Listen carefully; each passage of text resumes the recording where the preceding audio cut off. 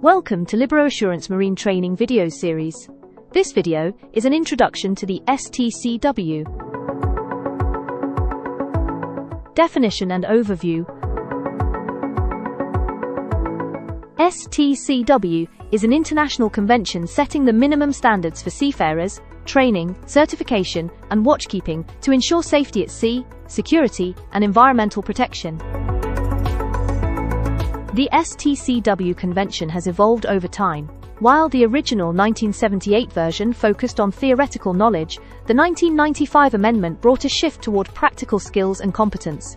In 2010, the Manila amendments reinforced this focus, adding new responsibilities for various roles like bridge and engine ratings, ETOs, and specialists in IGF and polar navigation. The 2017 edition included updates from 2014 to 2016, and later revisions addressed high-voltage training and operational duties for ETOs. Most recently, starting January 2026, the STCW also covers harassment and bullying under personal safety and social responsibilities training.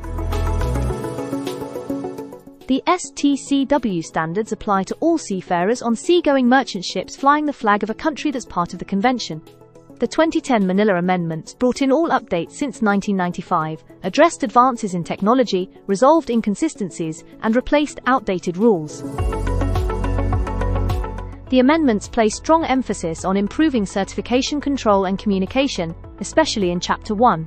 They also address the unique needs of offshore and short sea shipping. Another key goal was aligning STCW, where possible, with the Maritime Labour Convention of 2006.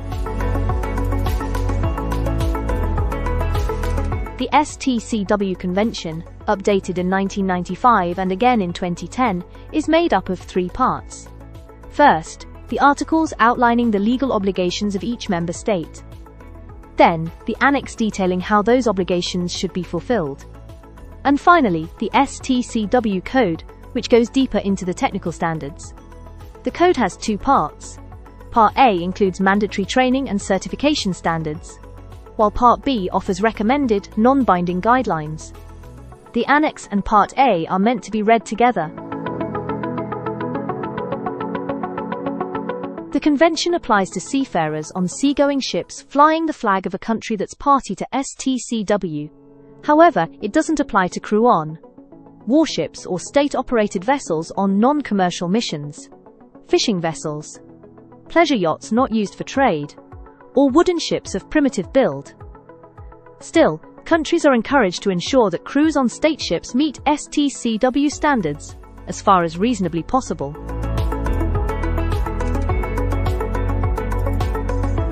It's important to understand a few key terms used throughout the STCW. Let's start with administration. This refers to the government of the country whose flag the ship flies.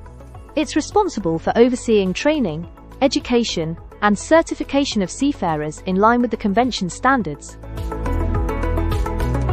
Approved means that a training program or seagoing service has been officially recognized by the National Maritime Administration as meeting STCW requirements. Function refers to how shipboard tasks are grouped based on specific duties and responsibility levels. There are 7 main functions, divided across 3 responsibility levels: management level for senior officers, operational level for junior officers, and support level for ratings involved in watchkeeping on deck or in the engine room. A party is any country where the STCW convention is in force. That country is required to apply and uphold the standards set by the convention. Seagoing service means time spent working on board a ship that's relevant to getting a certificate or qualification. For example, to qualify as a rating on a navigational watch, you need at least 6 months of approved training and sea experience. A seagoing ship is one that operates beyond inland or sheltered waters, outside areas covered by port regulations.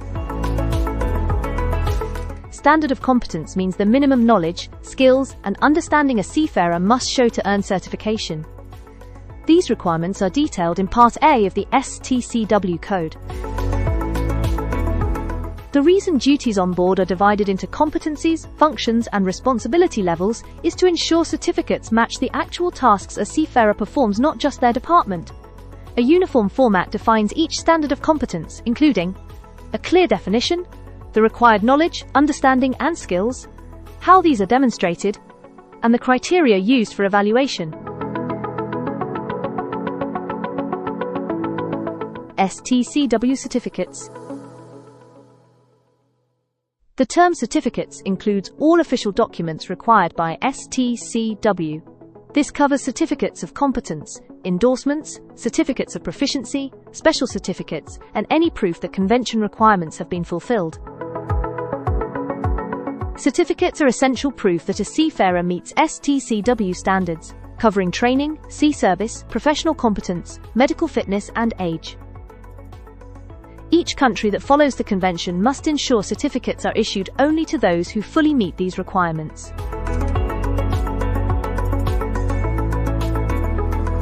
An endorsement is a document issued to masters and officers, either as part of their certificate or separately, confirming that their certification meets all STCW requirements. It's especially important when a seafarer holds a certificate from one country but serves on a ship registered in another. In such cases, the seafarer must apply to the maritime authority of the flag state for official recognition. To receive an endorsement, they must submit their original certificate of competence, not just another endorsement, along with proof of identity. Most administrations also charge a fee, which is often handled by the employer. Some countries may also require a letter of employment, even though it's not an official STCW requirement. The process for submitting documents varies by administration. Some flags allow postal applications with document copies, while others require the seafarer to appear in person with the originals. In-person applications are usually handled by a representative of the administration, often at a consulate if the seafarer is abroad. An STCW endorsement of recognition can only be issued if the original certificate is both genuine and fully compliant with STCW standards. To confirm this, administrations may inspect the training systems of the issuing country and verify the authenticity of the certificate, checking its security features and cross-referencing it with the issuing authority.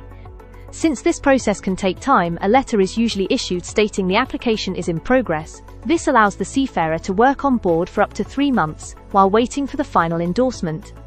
Additionally, masters, chief mates, chief engineers and second engineers must also show familiarity with the maritime laws of the flag state issuing the endorsement.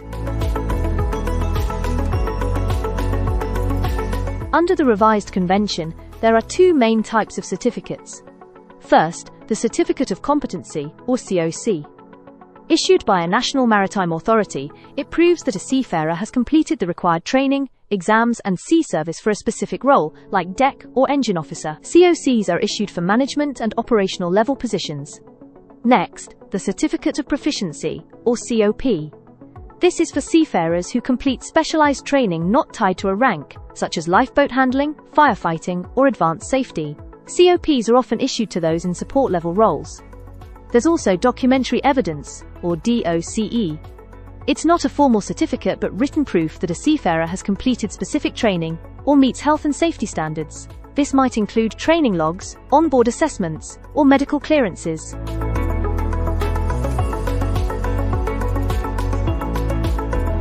We hope you enjoyed this short video. You can always learn more by joining LiberoAssurance Maritime e-courses. Hope to see you there soon.